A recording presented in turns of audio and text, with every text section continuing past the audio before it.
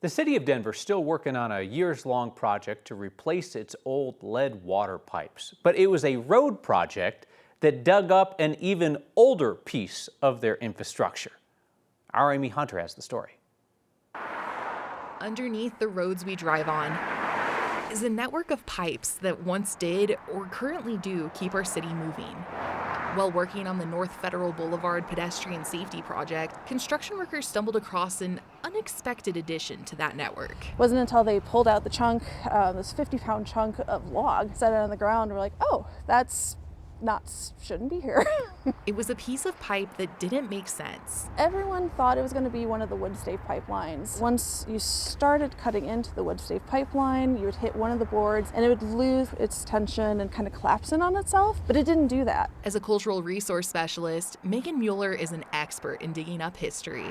She worked alongside historians with the city and Denver Water to discover what they had. It took a few weeks of diving into the historical records. They learned it was a Wyckoff pipe from the late 1800s. They were made out of hollowed trees. Historic pipelines that we have found and know about in the Denver metro area historically were either made out of cast iron, they were made out of ceramic, or like the larger mains, they were made out of wood staves. Mueller says this type of pipe was widely used in the eastern U.S., but is rare to see in the West. The big push for the Michigan Pipeline Company was just advertising it as a cheaper and more safe, more healthy way of delivering water versus, wood stave, that's expensive, or cast iron or lead, that's not healthy for you. Just stick it through a log and everything is fine. It's an odd survivor to find, with more than a century spent underground. It's very unique to Denver, at least that we know of.